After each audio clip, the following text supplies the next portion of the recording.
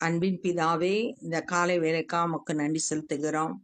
ஆண்டவரே, நீர் நீதியுள்ளவர், நீர் உண்மையுள்ளவர், நீர் கிருபையுள்ளவர். ஆண்டவரே, மை ஸ்தோத்தரிக்கிறோம், நன்றியோடு துதிக்கிறோம். என் உண்மையும் என் கிருபையும் அவனோடு இருக்கும், என் நாமத்தினால அவன் கொம்பு உயரும் என்று சொன்னீர். ஆண்டவரே, இந்த நாள்ல உடைய கிருபை எங்களை தாங்கட்டும். ஆண்டவரே, நீர் உண்மையுள்ளவர் என்பதை உணர்ந்து நாங்கள் ஆண்டவரே உண்மையில் நம்பிக்கையாய் இருக்க கிருபை செய்யுங்க. இந்த நாளின் வேத தியானத்தை எங்களுக்கு ஆசீர்வதித்து தாங்க. நேசிக்கிற இயேசு கிறிஸ்துவின் இனிய நாமத்தில் கேட்கிறோம் பிதாவே, ஆமென். யோசுவா 6வது அதிகாரம் 12வது வசனம். யோசுவா அதிகாலமே எழுந்திருந்தான், ஆசாரியர்கள் கர்த்தரின் பெட்டியை சுமந்து கொண்டு போனார்கள். இப்ப எரிகோ பட்டணத்தை சுத்திலும் கோட்டை இருக்கு. அது அவங்களுக்கு தடையா இருக்கு. அந்த தடையை தாண்டி எரிகோ கோட்டையை பிடிக்கிறதுக்காக யோசுவாவோட தலைமையில இஸ்ரவேல் மக்கள் போறாங்க. முதல் நாள் சுத்தி வந்துட்டாங்க ஒரு தரம். அடுத்து காலையில அதிகாலையில யோசுவா எழுந்து ஆசாரியர்கள்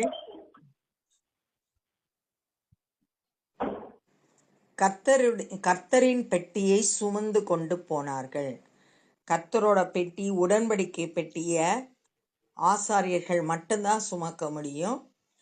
அது தேவ பிரசன்னத்தை குறிக்குது. அதை சுமந்து கொண்டு போனார்கள்.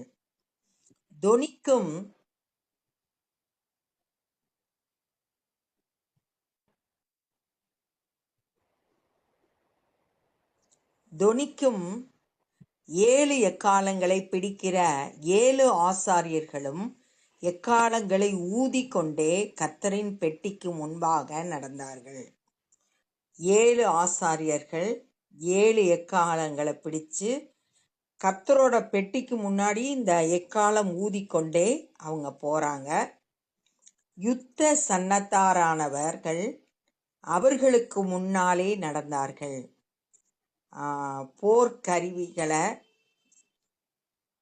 அணிந்து கொண்டு செல்லக்கூடிய யுத்தத்துக்கு ஆயத்தமான வீரர்கள் முன்னாக நடந்தார்கள். பின் தண்டோவெனில் எக்காலங்கள் ஊதப்படுகையில் கர்த்தரின் பெட்டிக்கு பின் சென்றது.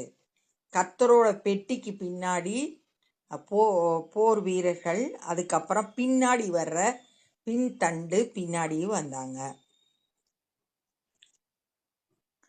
இப்ப இவங்க தேவன் மேல விசுவாசம் வைத்து அவர் சொன்ன வார்த்தைக்கு அப்படியே கீழ்ப்படிஞ்சு யுத்தம் செய்யாம விசுவாசத்தோடு அந்த எரிகோ கோட்டைய சுத்தில இருக்கிற சுவரை அவங்க சுத்தி வர்றாங்க. 2ஆம் நாளிலும் பட்டணத்தை ஒரு தரம் சுற்றி பாளையத்துக்கு திரும்பினார்கள். வேற எதுவும் செய்யல, பட்டணத்தை சுத்தி வர்றாங்க, ஒரு தரம் சுத்தி வர்றாங்க. இந்தபடி 6 நாளும் செய்தார்கள். 6 நாளும் ஆண்டவர் வார்த்தைக்கு அப்படியே கீழ்ப்படுகிறாங்க. விசுவாசமா எதுவும் பேசாம, அவிசுவாசமான வார்த்தைகளோ எந்த ஒரு குறையும் பேசாம அமைதியா சுத்தி வர்றாங்க. 7ஆம் நாளில் அதிகாலமே கிழக்கு வெளுக்கும்போது எழுந்திருந்து அந்த பிரகாரமா பட்டணத்தை 7 தரம் சுற்றி வந்தார்கள். 7வது நாள் 7 தடவை சுத்தி வரணும்.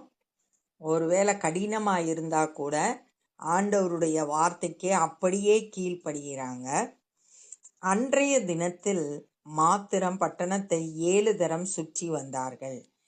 7ஆம் தரம் ஆசாரியர் எக்காலங்களை ஊதுகையில் யோசுவா ஜனங்களை நோக்கி, ஆர்ப்பரியுங்கள், பட்டணத்தை கர்த்தர் உங்களுக்கு ஒப்பு கொடுத்தார் அப்படின்னு சொல்லிட்டு யோசுவா சொன்ன உடனே ஆர்ப்பரியுங்கள் சொன்ன பிறகு ஆண்டவர் உங்க கையில ஒப்பு கொடுத்தார். அதாவது அவங்க தங்களோட பலத்தை சார்ந்து இல்லை, கர்த்தரே தங்களுக்கு இந்த காரியத்தை வாய்க்க பண்ணணும் ஆண்டவர் சொன்ன வார்த்தை மேல 2வது வசனத்துல நம்ம வாசிச்சோம். எரிகோ அதன் ராஜா யுத்த வீரரை உன் கையில் ஒப்பு கொடுத்தேன் அப்படின்னு சொன்ன அந்த வார்த்தையை விசுவாசித்து இவங்க எல்லாத்தையும் செயல்படுறாங்க. ஆனாலும் அந்த பட்டணமும் அதில் உள்ள யாவும் கர்த்தருக்கு சாபத்தீட்டாய் இருக்கும். நாம் அனுப்பின ஆட்களை ராகாப் என்னும் வேசி மறைத்து வைத்தபடியால் அவளும் அவளுடனே வீட்டுக்குள் இருக்கிற அனைவர் மாத்திரம் உயிரோடு இருக்க கடவர்கள். இப்ப யோசுவா பேசும்போது, ஜனங்களை பார்த்து பேசும்போது, இந்த பட்டணத்துல இந்த எரிகோ பட்டணத்துல இருக்கதெல்லாம் சாபத்தீட்டானது. அடுத்து ஆகாப்ன்ற வேசி அந்த வேவு பார்க்க வந்த மனுஷர்களை மறைத்து வைத்ததுனால, ஏற்கனவே அவளுக்கு சொன்ன வார்த்தையின்படி, ஆணையிட்டு கொடுத்ததின்படி, யோசுவா 2வது அதிகாரம் 17-20 வரைக்கும் உன் வீட்டுக்குள்ள இருக்கிறவங்க மட்டும் காக்கப்படுவாங்க அப்படின்னு சொன்ன வார்த்தையின்படி அவங்க மட்டும் உயிரோடு இருக்கணும். சாபத்தீட்டானதில் ஏதாகிலும் எடுத்துக்கொள்கிறதினாலே நீங்கள் சாபத்தீட்டாகாதபடிக்கு இஸ்ரவேல் பாளையத்தை சாபத்தீட்டாக்கி அதை கலங்க பண்ணாதபடிக்கும் நீங்கள் சாபத்தீட்டானதற்கு மாத்திரம் எச்சரிக்கையாயிருங்கள். யோசுவா ஜனங்களுக்கு ஒரு எச்சரிப்பு கொடுக்கிறார். இந்த பட்டணத்துல, எரிகோ பட்டணத்துல இருக்கெல்லாம் சாபத்தீட்டானது. எதையும் எடுத்துட்டு வந்தீங்கன்னா இஸ்ரவேல் பாளையம் தங்கி இருக்கிற இடம் ஃபுல்லா கலக்கம் உண்டாகும். அதனால அதை செய்யாதீங்க அப்படின்னு சொல்லிட்டு ஒரு எச்சரிக்கையின் செய்திய சொல்றார். சகல வெள்ளியும் பொன்னும் வெண்கலத்தினாலும் இரும்பினாலும் செய்யப்பட்ட பாத்திரங்களும் கர்த்தருக்கு பரிசுத்தமானவைகள், அவைகள் கர்த்தரின் பொக்கிஷத்தில் சேரும் என்றார்.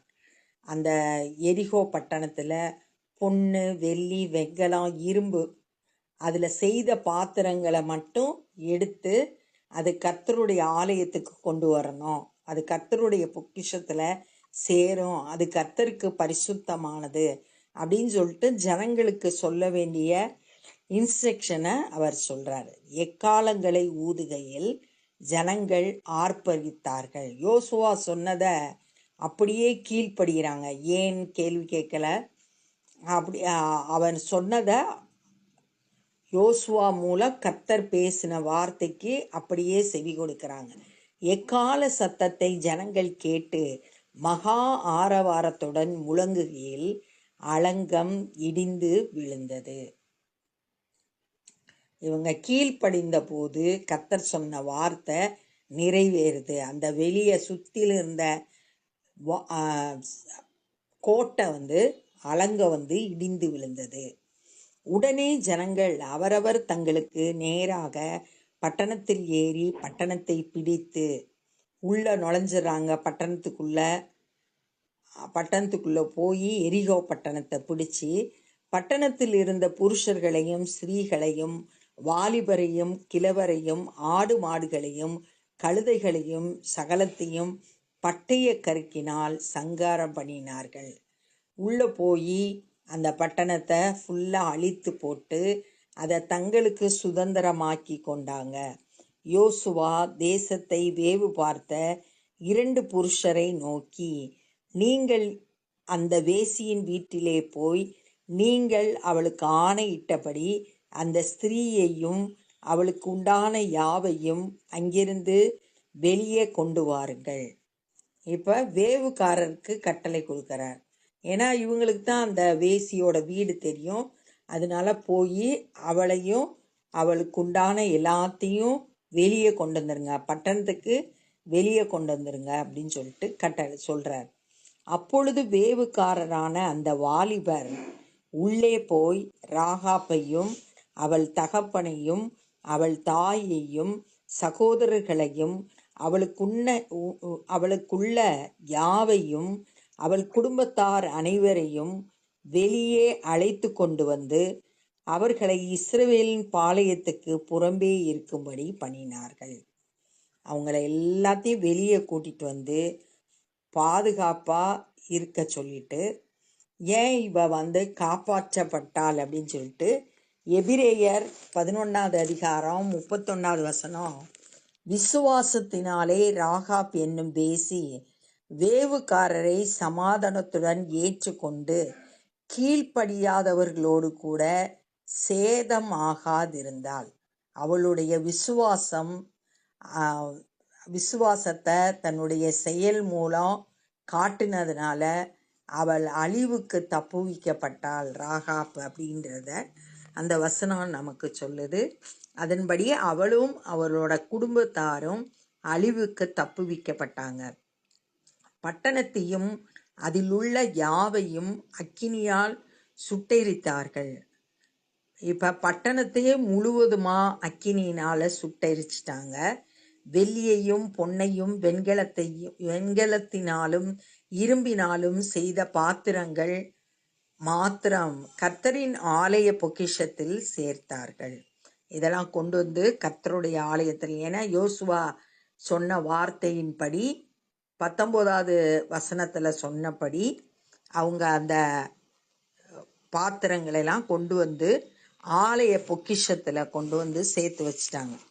எரிகோவை வேவு பார்க்க யோசுவா அனுப்பின ஆட்கள் ராகாப் என்னும் வேசி மறைத்து வைத்தபடியினால் அவளையும் அவள் தகப்பன் வீட்டாரையும் அவளுக்குள்ள யாவையும் யோசுவா உயிரோடு வைத்தான். அவள் இந்நாள் வரைக்கும் இஸ்ரவேலின்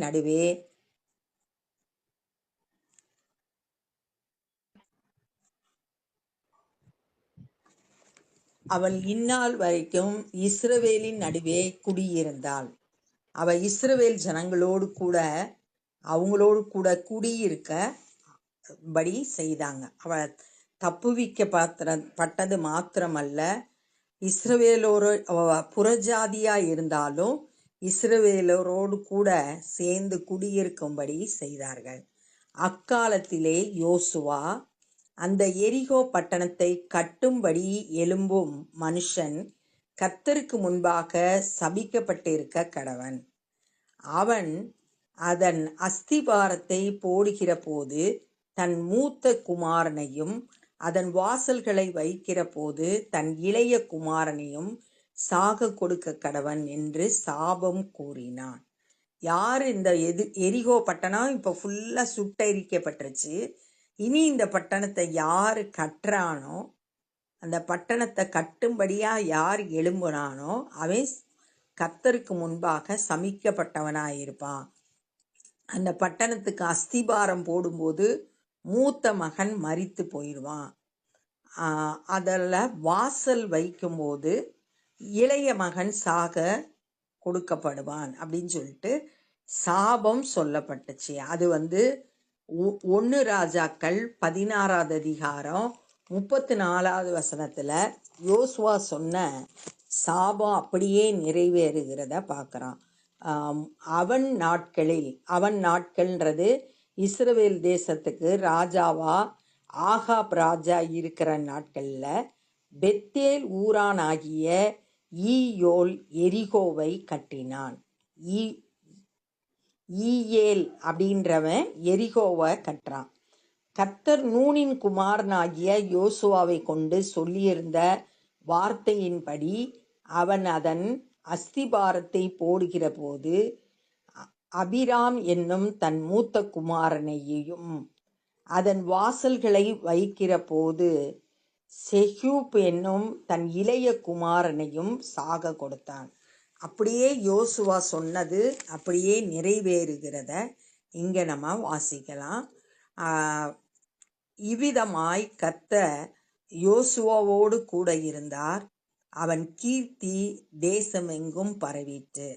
யோசுவா கூட இருந்ததுனால, கர்த்தர் கூட இருந்ததுனால எல்லா காரியத்திலையும் ஆண்டவர் நேர்த்தியா வழி நடத்தி அவங்கள எரிகோவை இப்ப ஜெயித்து உள்ள நுழைஞ்சி அதை சுதந்தரித்து அடுத்து அவனுடைய கீர்த்தி அந்த தேசமெல்லாம் பரவிட்டு அப்படின்னு சொல்லப்பட்டிருக்கு. நம்மளோட வாழ்க்கையிலும் கூட தடைகள் எல்லாம் ஆண்டவர் மாற்றி நம்ம கூட இருந்து வழி நடத்துறதுக்கு உண்மையுள்ள தேவனாக இருக்காரு. நம்ம அவரை முழுவதுமாக விசுவாசித்து அவர் சொல்கிறபடி நடந்தோன்னா நம்ம வாழ்க்கையிலையும் கர்த்தர் அற்புதங்களை செய்து வழி நடத்துவார். இந்த நாளில் நம்ம என்ன தியானித்தோம் அப்படின்னா, முதல் நாள் ஒரு தடவை சுற்றி வந்தாங்க. இதே மாதிரி 6 நாள் இஸ்ரவேல் ஜனங்கள் யோசுவாவோட தலைமையில் அந்த எரிகோ கோட்டையை 6 நாள் ஒவ்வொரு தடவை சுற்றி வந்தாங்க. 7ஆவது நாள் 7 தடவை சுற்றி வந்த பிறகு யோசுவா ஆர்ப்பரிங்கள்னு சொன்ன உடனே ஆர்ப்பரிச்சாங்க. அப்போ அலங்க ஃபுல்லாக இடிஞ்சு விழுந்தோடனே எல்லாம் அவரவருக்கு நேராக இருக்கிற பட்டணத்துக்குள்ளே போய் அங்கே இருக்கிற ஜனங்களை, ஆடு மாடு கழுதை எல்லாத்தையும் பட்டயத்தால் வெட்டி போட்டு அந்த ராகாப்ன்ற வேசியை மட்டும் அவளையும் அவளுடைய குடும்பத்தாரையும் பட்டணத்தை விட்டு வெளியே கொண்டு வந்துட்டு அந்த பட்டணம் முழுவதும் அக்கினினால் சுட்டெரிக்கப்பட்டுச்சு. அங்கு இருக்கிற பொன், வெள்ளி, இரும்பு, வெண்கலம் இதனால் செய்யப்பட்ட பாத்திரங்கள் மாத்திரம் கர்த்தருடைய ஆலயத்தோட பொக்கிஷத்தில் சேர்த்து வைக்கப்பட்டது. இந்த ராகாப் அவளும் அவள் குடும்பத்தினரும் உயிரோடு காக்கப்பட்டது மாத்திரமல்ல, இஸ்ரவேல் மக்களோடு குடியிருந்தாங்க. விசுவாசத்தோடு இருந்த செயல்பட்ட ராகாப் குடும்பத்தோடு காக்கப்பட்டதை நம்ம தியானித்தோம். அப்போ யோசுவா சொல்கிறாரு, இந்த எரிகோ பட்டணத்துக்கு யார் திரும்ப கெட்டுறாங்களோ அவங்க சபிக்கப்பட்டவன். அதனோட அஸ்திபாரம் போடும்போது மூத்த மகன் மரித்து போவான்.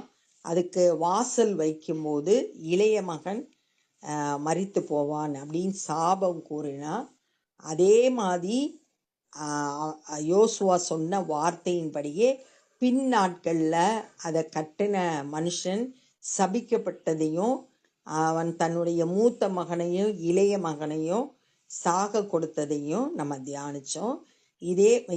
இப்படியாக கர்த்தர் யோசுவாவோடு கூட இருந்து வழி நடத்தினதை அவனுடைய பேர் அந்த தேசம் எங்கோ கீர்த்தி பெற்றது அப்படின்றதையும் தியானித்தோம். இப்போ நம்ம ஜெபம் பண்ண போகிறோம். அன்பின் பிதாவே, இந்த நாளில் நாங்கள் கற்றுக்கொண்ட அந்த வேத பகுதிக்காய் நன்றி செலுத்துகிறோம். ஆண்டவரே, நாங்களும் ஜெயம் பெற்றவர்களாய் எங்களுக்கு விரோதமாய் செய்யப்படுகிற எல்லா ஆண்டவரே தந்திரமான காரியங்களையும் சத்ரு கொண்டு வருகிற ஆண்டவரே போராட்டங்களையும் நாங்கள் இயேசுவின் நாமத்தினால ஜெயம் எடுத்து ஆண்டவரே உம்முடைய நாமத்தை மகிமைப்படுத்த எங்களுக்கு உதவி செய்யுங்க. விசுவாசத்தில் வல்லவர்களாய் ஆண்டவரே செயல்பட எங்களுக்கு கிருபை செய்யுங்க. உம்முடைய வார்த்தைக்கு கீழ்ப்படிந்து நடக்க ஆண்டவரே ஜெயத்தை பெற்றுக்கொள்ள கிருபை செய்யுங்க. இந்த நாளில் சுவிசேஷ பணியை செய்கிற ஒவ்வொருவரையும் பயன்படுத்துங்க. அநேகர் உம்முடைய வல்லமையை அறிந்து கொள்ள கிருபை தாரும். தங்களை முழுவதுமாய் உமக்கென்று அர்ப்பணிக்க உதவி செய்யுங்க. எல்லா தடைகளை நீக்கி ஆண்டவரே அப்பா உம்மை அண்டிக்கொள்ள கிருபை செய்யுங்க. நாங்களும் சுவிசேஷ பணியை செய்ய எங்களை அர்ப்பணிக்கிறோம். நேசிக்கிற இயேசு கிறிஸ்துவின் இனிய நாமத்தில் கேட்கிறோம் பிதாவே, ஆமேன். என் ஆத்துமாவே கர்த்தரை ஸ்தோத்திரி, என் முழு உலகமே பரிசுத்த நாமத்தை ஸ்தோத்திரி. என் ஆத்துமாவே கர்த்தரை ஸ்தோத்திரி, கர்த்தர் செய்த சகல உபகாரங்களை மறவாது. ஆமேன். God bless you.